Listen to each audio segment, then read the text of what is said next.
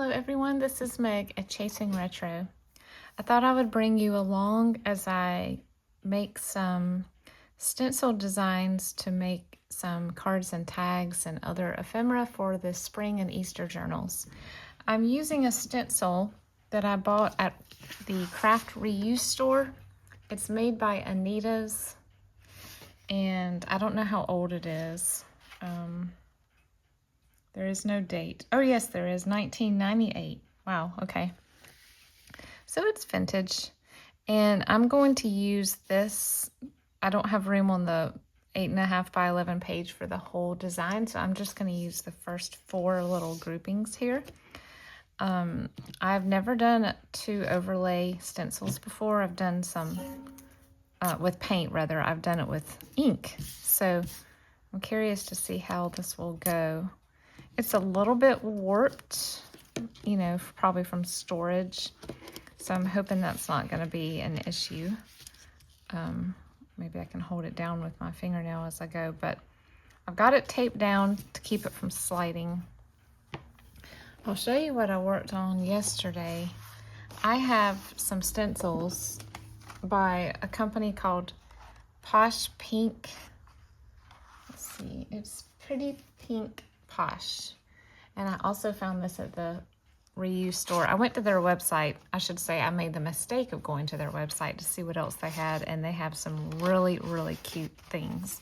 And they have a lot of sets of these set of 3 stencil overlaying stencil sets, and they have some cute florals as well. But I have the carrots, and I created this little background that I can use for cards and tags and things. And then I had another stencil that I don't remember who made it.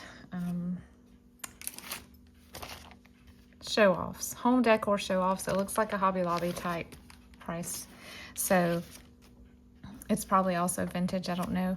It actually ripped when I took it off, so it's a little brittle, but I can still reuse it.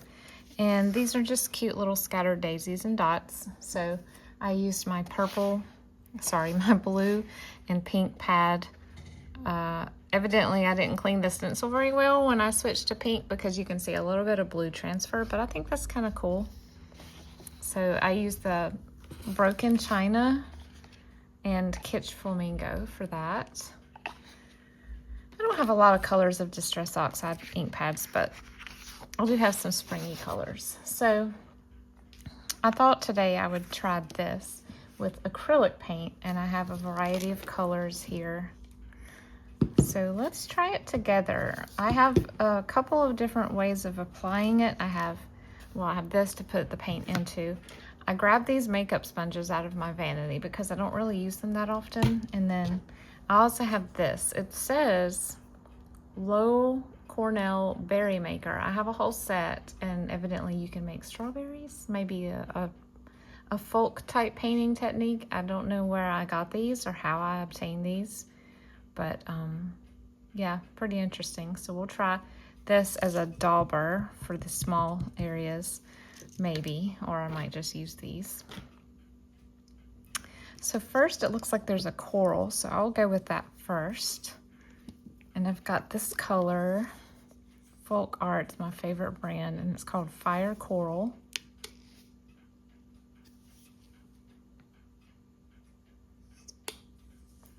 And let me grab a little sponge here. I think it'd be easier to use. Oh, I didn't punch out all the holes. Look at this. There's some little holes that I need to punch real quick.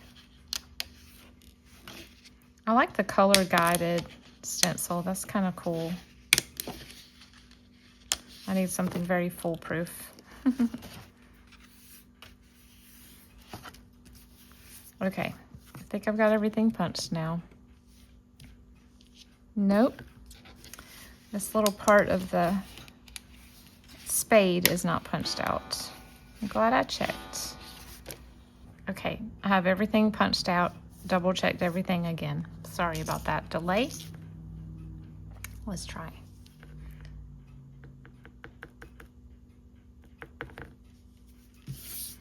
I've got some dirt on here, and some cat hair, so that makes things interesting.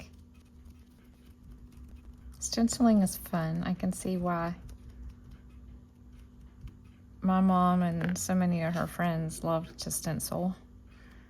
She stenciled our kitchen when we moved into Army housing. I probably should be using the small one for this spot, but okay, we got another pot here.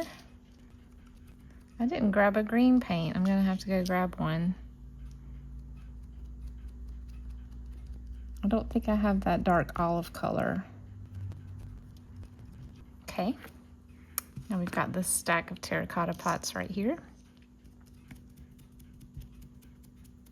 I'm using more of a peachy coral than a terracotta, but I just like that color better, so. Stenciling, as you guys may know, if you watch me a while, have watched me for a while, I don't do a lot of stenciling. In fact, when I bought these at the reuse store, I wasn't really sure why I bought them. I was like, this is out of character for you, Meg. Why are you buying these? But you know what? I'm willing to try new techniques. All right, now we will move to the yellow. And I have a bright yellow here because it looks like a sunflower. I'm going to use the end of a,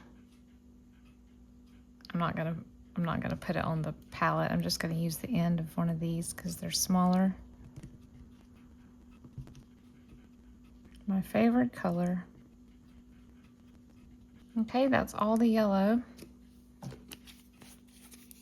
Now we do some pink. And it looks like a little bit of peach in the middle, but I don't want to do that because I've got a lot of peach going with there. So I'm going to, actually, I'm just going to use my finger so I don't mess up the stencil brush for just that little part. Do that. And then let's get the pink. I have more of a petunia pink than this shows here, so it's going to be brighter. Very bright. All right, now I need to go grab some. I did not have a dark olive, but I have a light olive, or maybe a dark sage, if you will. And it appears as if it is clogged up. No, it comes out. That's a perfect color, actually. It's got a little bit of gray in it. This paint that I'm using now, it's very old. Hobby Lobby, 99 cents. I'm guessing it's 10 years old, maybe. I have no idea how it's not dried up yet. I used to be really into earth tones. I don't know why, because I don't really love them. I think it was because everybody else was, and I was just sort of like, you know, decorating my home accordingly. But then when I realized I don't have to follow what everyone else does, I can be weird, I can decorate with more color. It was very freeing for me, and I kind of never look back. Nothing wrong with earth tones at all, it's just not my thing. Okay, I'm gonna use the same sponge but another end, and I'm gonna, so I won't waste any of my makeup sponges unnecessarily. All right, that's not the best stencil job on that brown, but I don't want to get any on the yellow. All right, now it's time to lift and place the other side, overlay 2 down. So I'll use the same washi tape. And then I know I was supposed to use that little thing as a guide, but I did not do that, did I? I need to move all my paints because it's reversed now and I need more space on this side. Okay. Think I got it? Yeah, that looks correct to me. Interesting.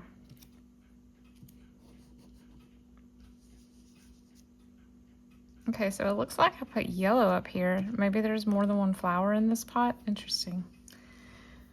I haven't looked at it very closely. Okay, we'll start with the terracotta. Oh, look at this, another unpunched piece, I believe. Yep. All right, we'll start with the terracotta again because it's the largest. I know people who are, you know, true artistic stencilers would probably add some shading to this. I don't even begin to know how to do that, so I probably won't do anything other than what I'm doing. So it may end up just looking like a solid block when I'm done. We'll see. I may end up deleting this video and not even sharing it.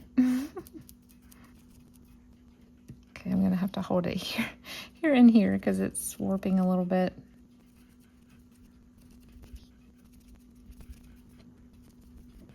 Such a beautiful color. I love coral. All right, that's all for that one.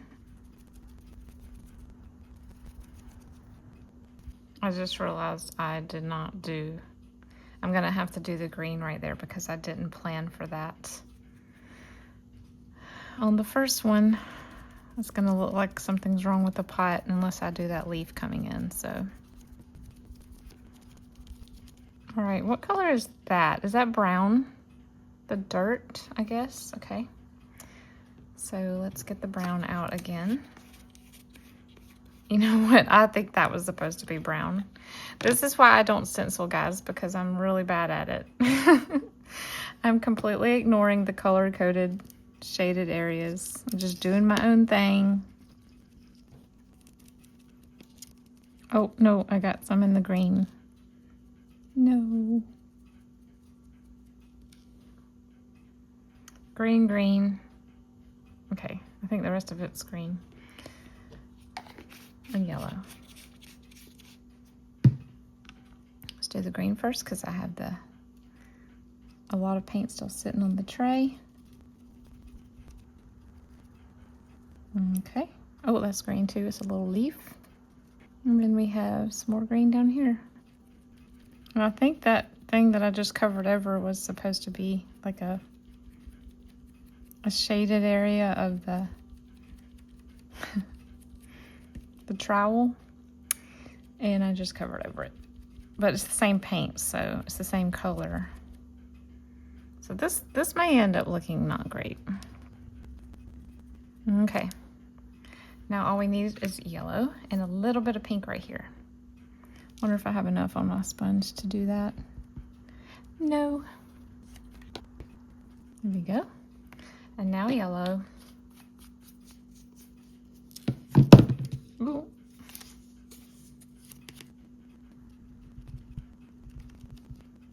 I worked on the stenciling of the carrots and the flowers that I showed y'all last night while I was waiting for the storms to come in, which ended up being bad, but not nearly as bad as what others received or what they were telling us we would possibly receive.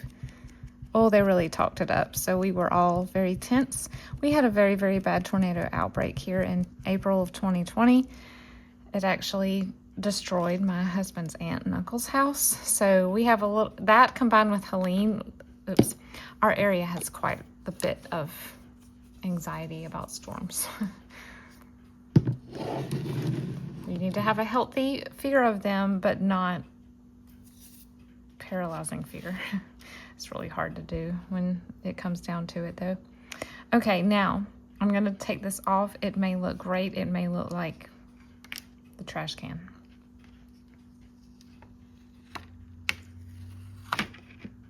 Okay, well, it's definitely looks stenciled. It's cute.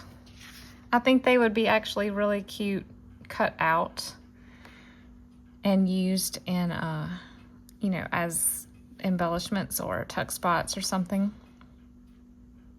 It's kind of interesting. It's definitely a way to incorporate other types of media into your journal making, which I like to do. I like to keep things varied. I don't want everything to be the same. So I find it odd that the dirt doesn't come to the center of this, but we'll leave it to them. They're the experts, the Anita people. All right, so now I'm going to put this away, wash out my stencil, and the colors I'm not going to use. Actually, I may not use these at all because we're going to do block printing next. So let me go clean everything up. Okay, I have my block printing set out. Let me show you what it looks like in case you've decided to go searching for one online used. I don't think they sell these anymore. I remember using these in late 90s, early 2000s. So that's, yeah, 95 Plaid Enterprises.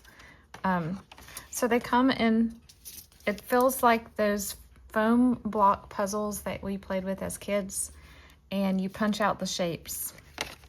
You don't need that piece anymore. This has 5 shapes, and as you can see, there's deep cuts in it too.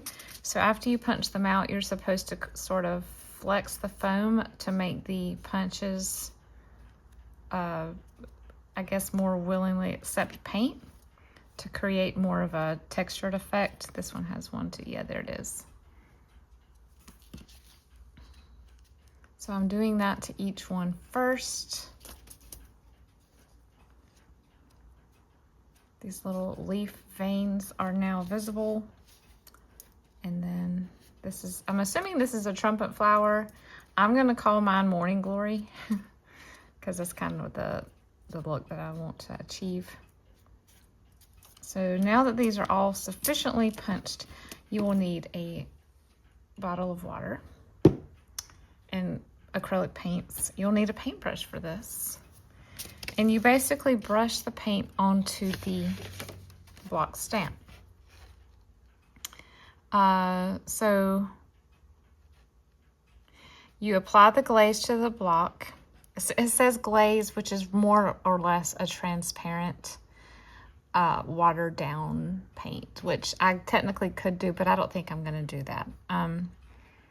It's just another product that they sold to go with this, but I'm going to use acrylic paint. Then you dip the loading brush into water and then into the glaze, and you apply a thin coat to the cut side of the block, not the handle though, and then apply the light color first, and then you're just going to stamp. And it says you can make 2 to 3 prints before having to apply more glaze. That also creates the variation in saturation or, you know, vibrance. So if the block slides, you know that you have too much paint on it, things like that. So I brought foil over here because I thought maybe I could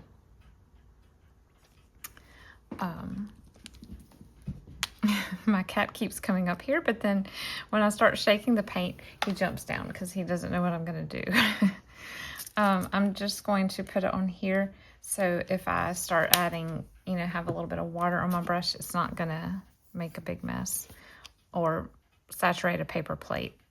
So I'm going to get a little bit of water on my brush like it says and thin out that paint a little bit. I basically turned it into a glaze. Let's use the big leaf first. And I'm just going to apply it to the block. You can see how it's kind of going into those crevices there.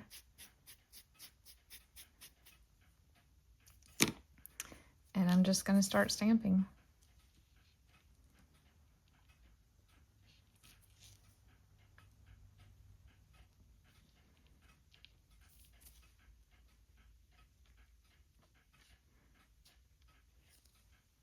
See, it creates, I mean, it's not as cool as the glaze would be because I don't have that. And I'm also using a lighter color, so it's not going to be as vivid as the examples they showed.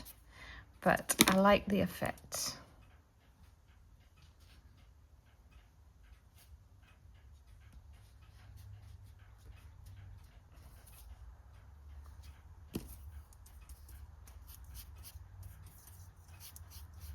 Kind of fun.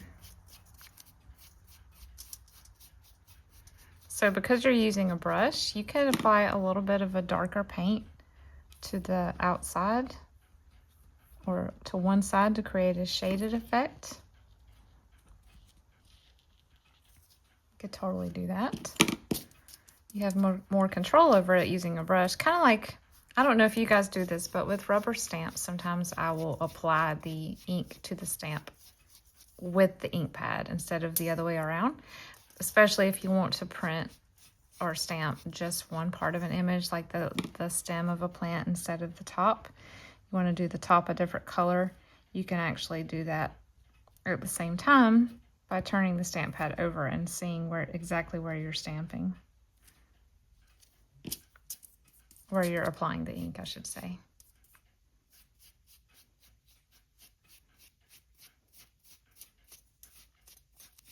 The spring and Easter journals are complete with their pages. Not complete. I didn't mean to get anyone excited. They're not complete.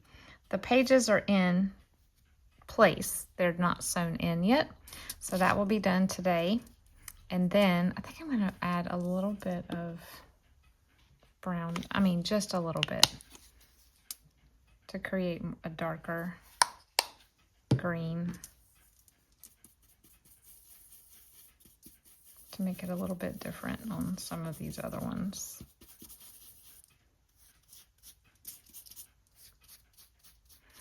Anyway, they will be sewn later tonight, and then I will start adding the ephemera, pockets, things like that. All the fun stuff.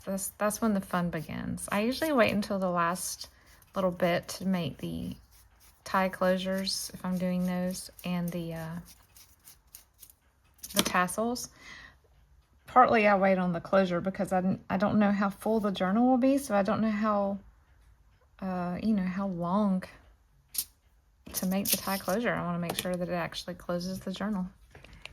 All right, so let's do the trumpet flower. This is going to need yellow paint in the center, so I'll open this too.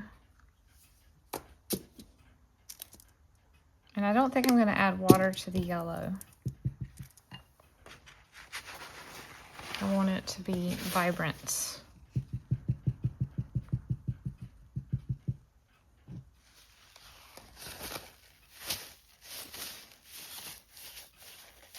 But I will add a little bit to the pink.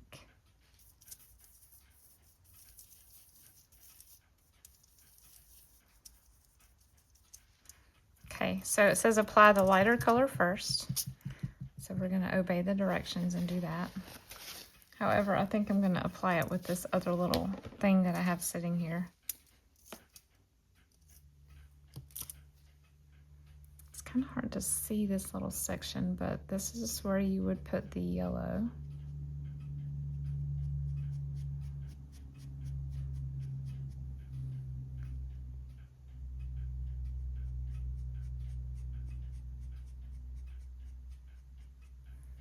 And then we put the pink on.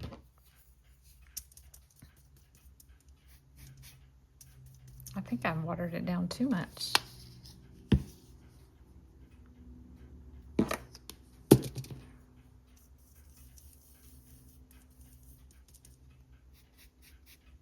This pink paint, I don't know why, is a little more opaque than just regular acrylic paint. I think it's because it was meant for indoor or outdoor use.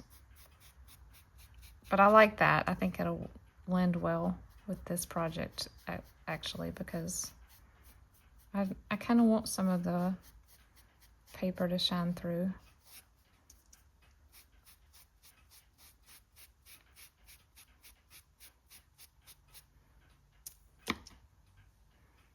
All right, so let's have this one going this direction.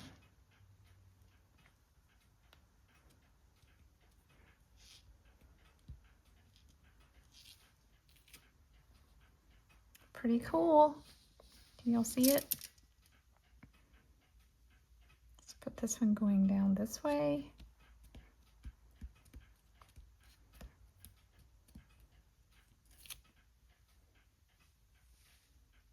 Very pretty. Oops. Let's do the yellow first.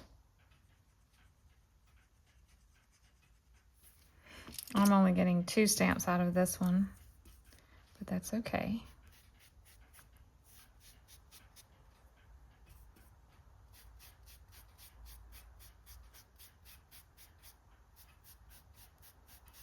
You're gonna have to paint the vine tendrils yourself with a thin brush, so I'm gonna do that in a moment, and then I'm gonna stamp the little blossoms or the unopened buds of this flower.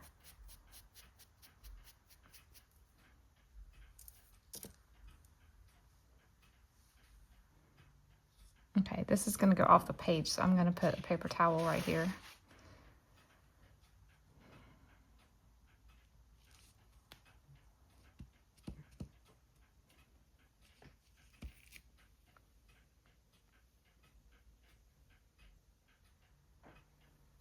I have some going off here too.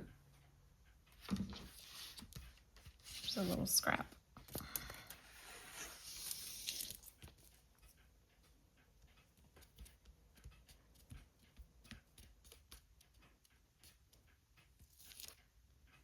Very pretty.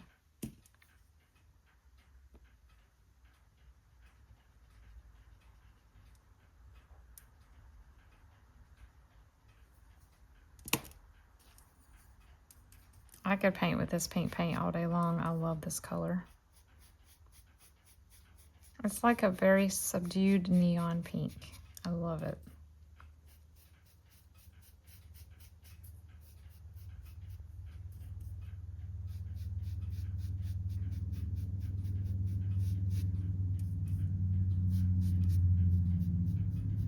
What do you guys have planned for the next week? We are still having a little bit unseasonably warm weather, which makes me nervous because of storms. We're in the 60s and low 70s, but that's fine. I like that. That's my favorite kind of weather, really, 70s. But the kids will be back at school. They had spring break last week.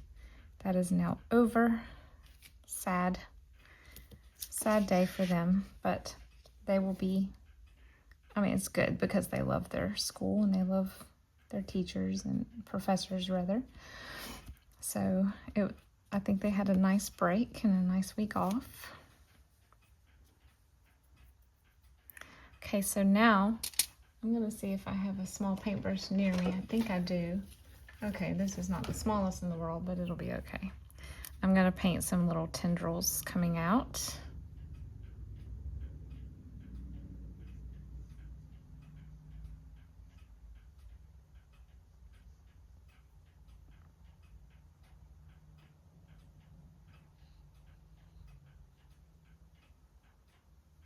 I really needed a smaller one than this, but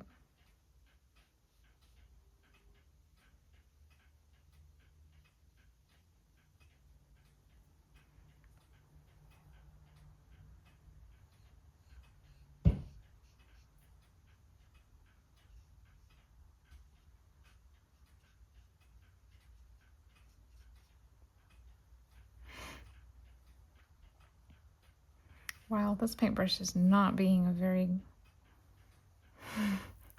it is just fanning out in all directions.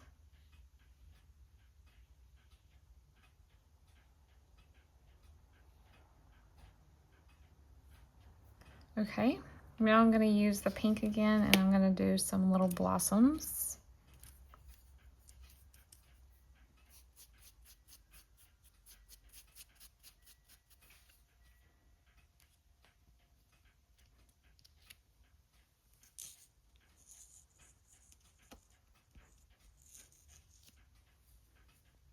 These look kind of like tulips. You could make tulips out of this. This would be cute. Little elongated tulip shape.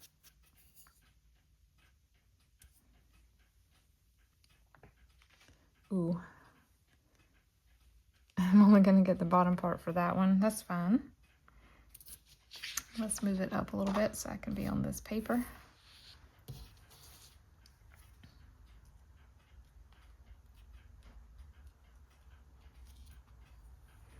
I'm gonna add just a little bit more to fill in some of the white space I have. We can have some coming off of these vines on the other side.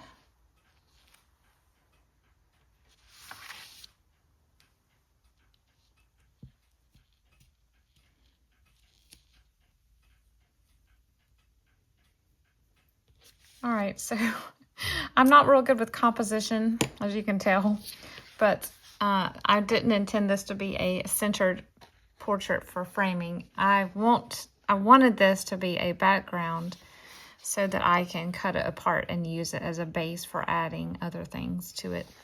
It would be really cool to sort of add some pizzazz on top, like some splatter or something like that, but I may not do that just because, I don't know.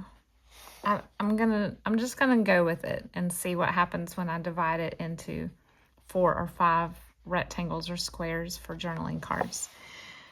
You could vary the color you make these flowers. You could do light blue, you could do purple.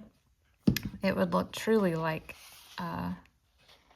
Morning Glories if you did that. Honestly, it'd be kind of cool to do like a red and a green for Christmas. It would look kind of like an amaryllis. That's what I'm thinking. I'm trying to think of ways to get more bang for your buck when you buy things like this that are vintage. But yeah, thanks for coming along today. I hope it was not too boring. I normally don't like to do process videos because I feel like they're very boring when I'm just sitting here painting or cutting or whatever. But I thought I would just turn the camera on and let you see some behind the scenes of experimentation with new forms of art to add some variety to the journal making that I do. So enjoy your afternoon. Look for these plaid. Let me find the cover. This is what it looks like. Plaid decorator blocks. If this looks like something you would like to do, I bet you could find these on eBay or Facebook Marketplace. I may have to get another one. I think there's a rose one. I would love to have that one. This one, the jury's kind of undecided about this one. I don't know. Maybe adding some black marker outline would help, but then you couldn't journal over it if I did that. So I don't know. We'll see. To be determined what I do with this. But I do like the way this turned out. My only hesitancy, my only regret rather, is not using more of a spring green instead of an olive. But that's okay. It still will look beautiful in the spring journals. But I hope you guys enjoy your day. I'll see you next time. Bye.